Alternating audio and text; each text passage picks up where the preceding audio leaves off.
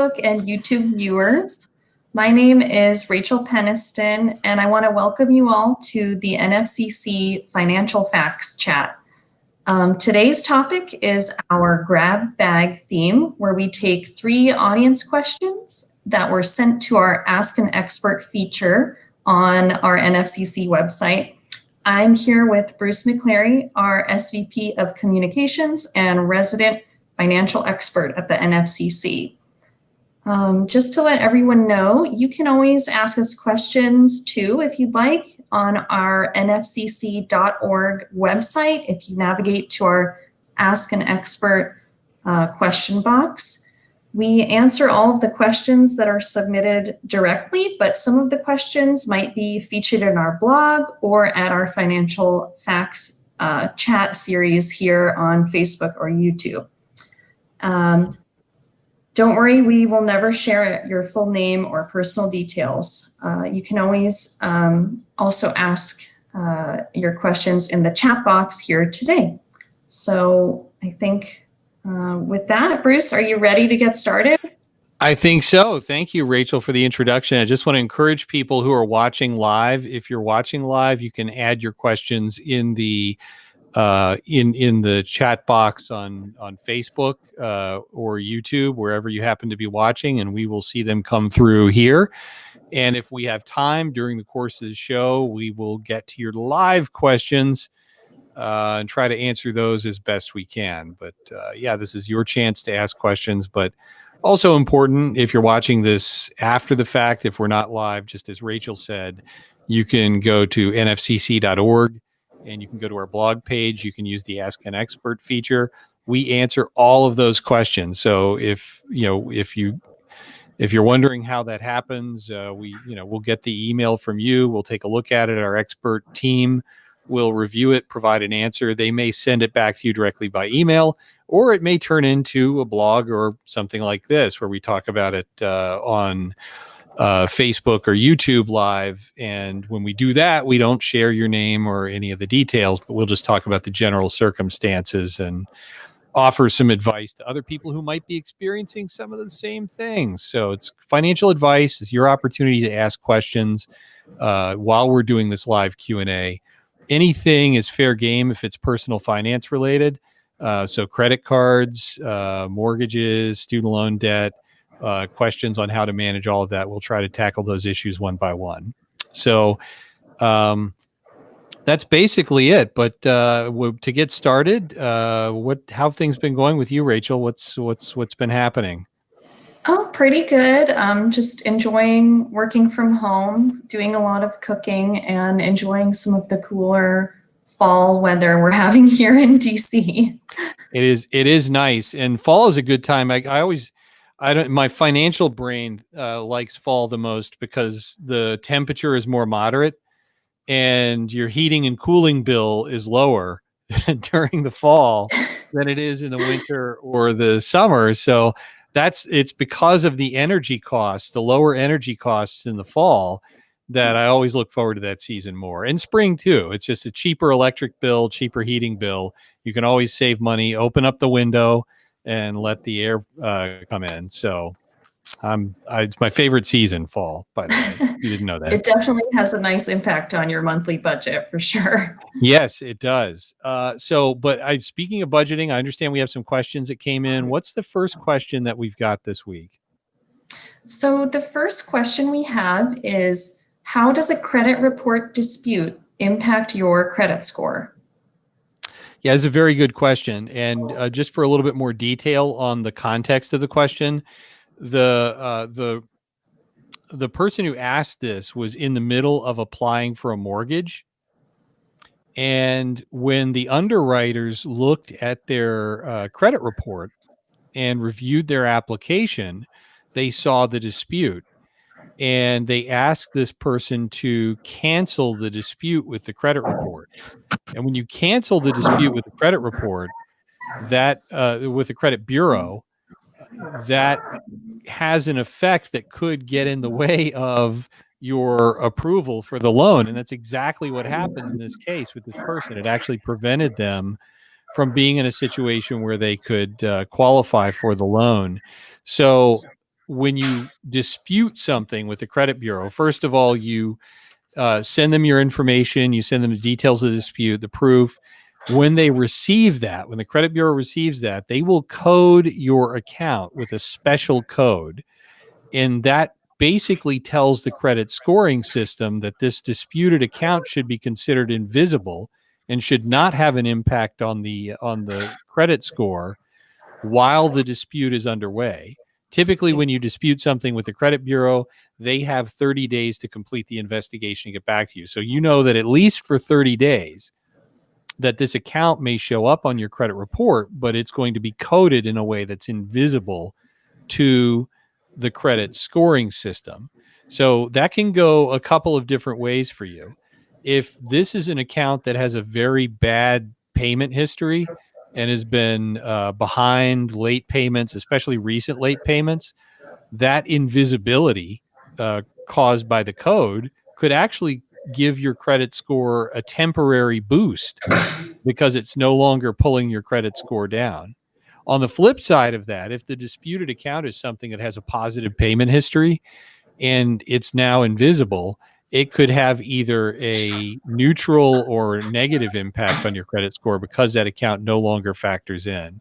So really important to understand both of those outcomes because especially if you're applying for a loan, anything that impacts you don't want to do anything to tinker with your credit score while the underwriters are looking at your credit application and at your credit score.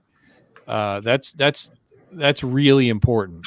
So the advice, of course, for this individual was that what they should have done, and they probably did do, is go back and address the disputed account, which turned out to be a charged off account. I think they settled it, and then it showed settled in full, and then they were able to get that listed on their credit report, and then they went back to the underwriter who did a rapid score to quickly see what the change in the score would be with that account now settled in full instead of remaining outstanding. And then they were probably able to qualify for the loan. It was right on the margin. But the lesson here, there's a couple of lessons here. It's better to pull a copy of your credit report long before you go to a lender to apply for a loan so that you have enough time, if there is something that has to be disputed, to get that taken care of, get it cleared off your report, get a copy of the corrected report, and have that impact your score, hopefully in a positive way, so that when you go to the lender, you're in a better position to qualify for lower interest rates and better terms. I think what happened here is that the individual didn't give the credit bureau enough time to fully investigate with that 30-day window and produce an outcome before they decided to go to the lender. And then what happened was then, of course, the lender looking at that saying, well, we can't approve this loan if you've got a dispute. You have to, cancel that dispute. That wasn't their only option, though. So I think there's part of this is on the lender as well. I think the lender, if they really wanted to be fair, they could have advised the person that they had two choices. They could cancel the dispute and then come right back, or they could take a step back, let the dispute play out, and end in a result that can change the credit score, hopefully positively, and then come back to the lender and start the application process over again. And honestly, this is my opinion, but I think that would have been the better advice, and not just telling the person to cancel the dispute, which really caused some problems and further delays, which were really unnecessary. So anyway, when you dispute an account on a credit report, just know that account that you're disputing will be invisible at least during that time of the dispute for the 30 days. Great. Thank you, Bruce. So the next question we have here is, what should you do if a settled debt is not reported correctly? And that's so this goes back to credit reporting again. Seems to be a popular theme with these questions. So one thing about this is it brings up something, and advice we always give is it's important for people to view their credit report as often as possible. When was the last time, the question for you, when was the last time you viewed your credit report, and where did you get it? So this is a good question. I look at my free credit score frequently, and that is updated on my online credit card or bank websites. The credit report, I know you have to pull that from one of the three credit bureaus, and you can pull once from each credit bureau once a year. So you can check in it, I think 3 times a year. I have fallen behind on my schedule, but I usually try to check is that 4 months then? Well, I've got some good news for you. The best news ever, in fact. And it's actually good news for everybody else in the audience that may not know about this development, but annualcreditreport.com is the website that was set up by the 3 credit reporting agencies. It gives you the option to go in and pull a copy of your credit file once every 12 months from each of the 3 major credit reporting agencies. So you can work that out so that you go in systematically throughout the year, once every 3 months, and pull a different bureau report until you get back to the beginning of that cycle. So what has happened as a result of COVID-19 is that the annualcreditreport.com has set it up so that you can now go to their website once a week and get a free copy of your credit report from each of the 3 credit reporting agencies on a weekly basis. So if you feel like you need to make up for lost time, this is the gift that'll keep on giving. So that will be in place until April of 2021. So that's there are a number of reasons they set it up that way, but one of the reasons is that people who've plugged into these temporary hardship programs need a way to quickly check to make sure those programs are reporting the status of their account correctly. And if you were just going in once a year, that really wouldn't be sufficient for you to do a quick check like that. So the credit reporting agencies realized this, gave people the access more frequently on a weekly basis, and that's why this rule change happened. Wow, that's great news. Yeah, it's fantastic news. But the original question here was about settled. What was it? A settled account that doesn't report correctly? Yes. What should you do if a settled debt is not reported correctly?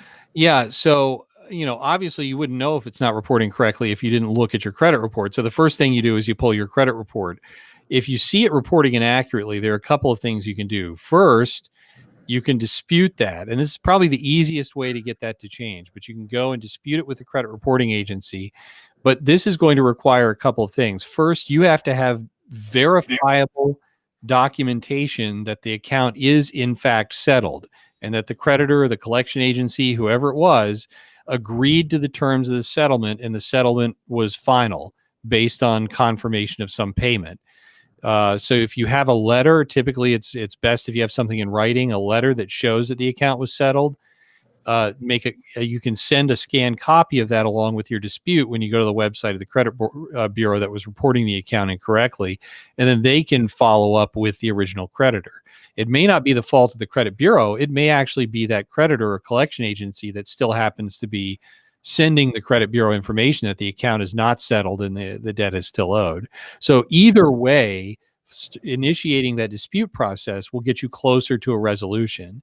And then if for some reason, after an investigation, the collection agency or the creditor tells the credit bureau that for some reason your dispute is not valid and they have records that show otherwise, that's where you have to escalate the matter a little bit. And you're going to have to take this to the actual collection agency or creditor and provide them with copies of your documentation, all the information you have that verifies that the settlement was in fact made.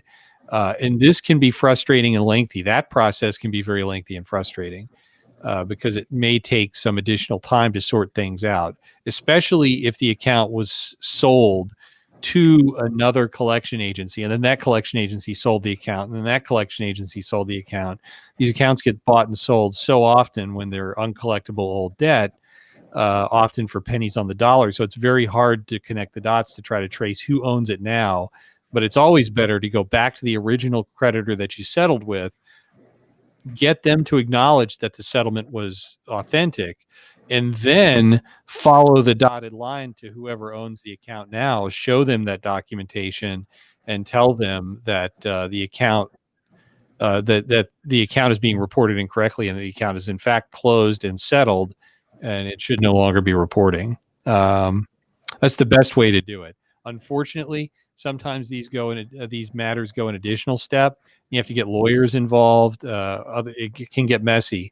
But the one thing that makes it easy for you, the consumer, is that you have as much documentation as possible. Save the confirmation of the settlement, the verification. Even your bank records can be helpful to show who you paid when and how much, and if it matches the settlement letter. Those kind of things can be tremendously helpful and can make it a lot easier. The less documentation you have, the much harder it's going to be for you to resolve it, if you can even resolve it at all.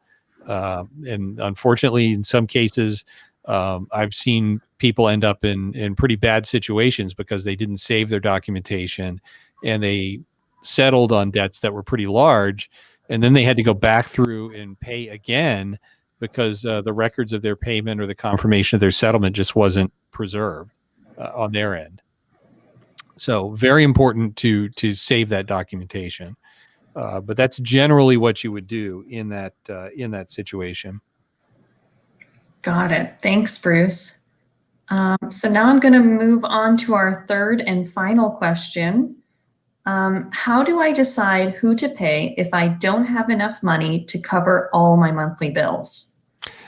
Yeah, this is a question we've been getting a lot recently because of the impact of the coronavirus pandemic, the millions who are still laid off, even though the employment picture is getting a little bit better, and all of those who've been struggling with rent payments, not being able to pay rent, worrying about eviction, not being able to pay utilities, not being able to pay mortgages. For many people, there have been programs that have been able to provide at least some temporary payment relief. And one thing I would add too is that if you visit nfcc.org or you call the toll-free number 1-800-388-2227, you can connect with a nonprofit credit counseling agency that can help you navigate the landscape of available options and connect to some of these resources that can help you get through without having to make a payment and without being penalized for missing payments. But I'll get back to that in a second. The point is, there are a lot of people really hurting right now with very little cash available, with very little income. They've been on unemployment for months and months. And unfortunately, because the additional supplement to unemployment termed out, people have had to make drastic cuts to their budget if they were going to continue on unemployment benefits without the additional $600 a week that was added because of the COVID-19 situation. So that's a lot of money for people to have to cut out of a budget, living on the edge and wondering who they're going to pay and how they're going to pay. So my best advice on how to choose who to pay when you don't have enough money to pay is when you have very little money to work with, the best asset you have is communication. Reach out and communicate with your utility companies, with your mortgage lender, with your landlord. Reach out and communicate with your creditors and try to find programs that you can plug into that will give you a break on the payment without penalizing you for missing the payments. Because then you have the ability to take what's left of the financial resources you have, the money you have on hand, and use them for the most urgent necessities, food, medical, things like that. And you can also find resources that can help you with food. There are food banks. A lot of charities and communities have stepped up and have done a lot of extra work to try to provide resources there to help keep families fed and to help give people access to affordable and often free medical care. So you can still save there where you don't have to spend all the money that you would normally spend on services like that, and stretch your dollars a little bit further.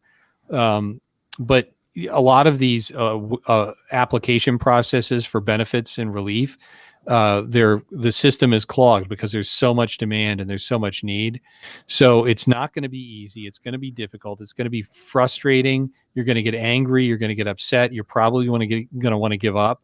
But I think one of the best things you can do to stay motivated as you're trying to connect with all these resources is to get somebody who is an advocate for you, a financial advocate that can help you sort out at least the budget challenges and identify with the resources that are available.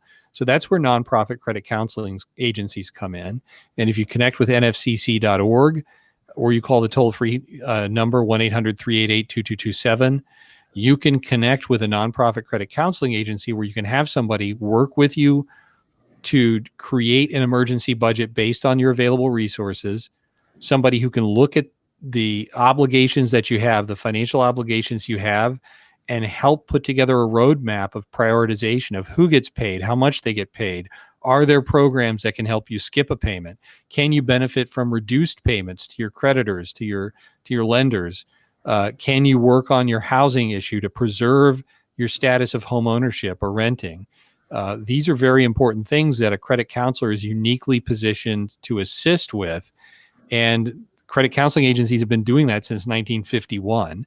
The good news about that as well is your first session is free. So you don't have to pay for your first session with a credit counselor. They can conduct the review. They can give you an action plan that is based on that review, and they can provide guidance in addition to that action plan. So it's a tremendous resource for people who are struggling right now. And I don't have good news looking ahead. It does not look very good for the people who are already struggling when we look ahead, because there still are challenges for renters. There are still challenges for homeowners. And many of the creditors that put programs in place for temporary relief from payments, whether it's 1, 2, or 3 months of being able to skip a payment without penalty, those programs in some cases may be terming out, and in some may be about to term out. So unless there's something new that comes along, or an extension of some of these programs by the end of the year, I hate to say it, I don't like to be gloom and doom, but 2021 is not looking good for people who have gone through all their financial resources, who've over leveraged themselves in debt to try to stay afloat, and are now looking for whatever lifelines that they have in front of them. But again, if people haven't already reached out to a credit counseling agency, a nonprofit credit counseling agency, one that's a member of the NFCC, now is an excellent time to do that. And I would even say this: even if you're not already in a situation of financial hardship and you need to find resources and information that can help you plan an emergency budget and be as prepared as possible, just going to the website, nfcc.org, it's a great resource. You can find tools and information there that can help you be prepared, and also can help you learn more about credit counseling and the benefits of talking to a nonprofit credit counselor, and having that interaction at a time when you are in a financial crisis and you do need another level of help. So it's very important there. So, deciding who to pay, you shouldn't have to do that on your own. Don't make those decisions on your own. I have a personal experience about that. When I was a starving student, just out of college, and I was between jobs and I was trying to figure out what I was going to do, I tried to make some of those decisions unilaterally, and it didn't go well. So you may think you know what you're doing. You may think who's going to report to the credit bureau, who's not, what's going to hurt, what's not. There are always consequences for not paying. Some are little, some are big, but it's good to have somebody who has experience on the financial side to guide you through some of that, and so that you at least minimize the damage. Yeah, absolutely. Thanks, Bruce. I don't see any more questions from our audience members right now. But as a reminder, you can always submit questions to us on nfccs.org our Ask an Expert feature. You can always ask on our YouTube or Facebook pages. We're happy to answer your questions, and we will have another live stream next week, Wednesday at 10 a.m. Eastern. That's 10 a.m. Eastern. We'll be on another live stream. And of course, please feel free to like and share this information on or this video and any of our other recorded videos on your social media pages too. If you need financial help, budget counseling, help with managing your debt, or some other type of resource, please visit nfcc.org. Like Bruce said, we're here to help. Yeah, and I would also encourage any of the viewers, if you want, you can also send direct questions. If you're a Twitter user, you can follow NFCC on Twitter. You can submit questions, interact with NFCC on Twitter. You can also interact with me on Twitter. I'm at Bruce McClary. So it's very easy. Just jam my first name and my last name together and put the little @ symbol in front of it. And you can always interact with me on Twitter. I'm happy to answer any questions that come in directly there. Certainly want to provide answers if you have questions about managing personal finance or managing your debt. These are tough times. We're here to do whatever we can to help you answer your questions. So it was great to be able to at least address some of these major topics here today. And thanks, Rachel, for hosting today. It was good to have you on. We're going to have you back on again. Oh, great. Yeah, my pleasure. I really enjoyed. I learned a lot too. Well, yeah, we cover a lot of ground in these things, and it's amazing how much we can get through in about 25 minutes or so each time we do it. So yeah, I'm going to have to go check my credit reports now. Yes, right away. Well, thanks, Rachel. And thanks, everybody, for tuning in. We hope you have an enjoyable rest of the week, a good weekend, and we'll